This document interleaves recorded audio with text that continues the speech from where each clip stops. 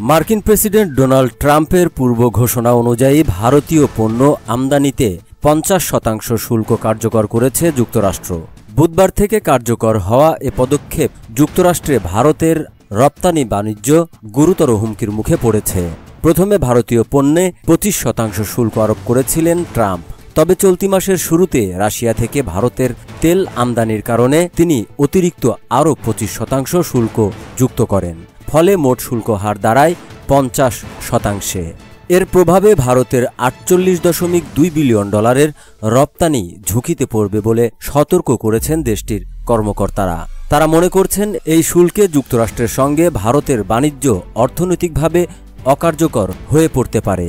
পাশাপাশি দেশটির কর্মসংস্থান ও জিডিপি প্রবৃদ্ধিও কমে যেতে পারে।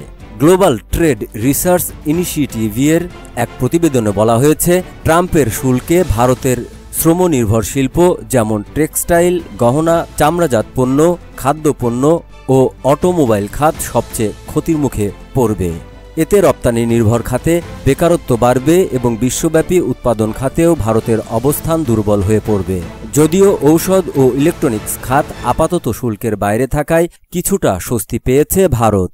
যুক্তরাষ্ট্র বারবার ভারতের কৃষি ও দুগ্ধজাত খাবার খুলে দেওয়ার আহ্বান জানালেও ভারতের প্রধানমন্ত্রী নরেন্দ্র মোদী বলেছেন তিনি চাপের কাছে নত হবেন না। গুজরাটে এক সমাবেশে তিনি বলেন, আমাদের কৃষক, ক্ষুদ্র ব্যবসায়ী ও দুগ্ধ খাতের কল্যাণই আমার অগ্রাধিকার।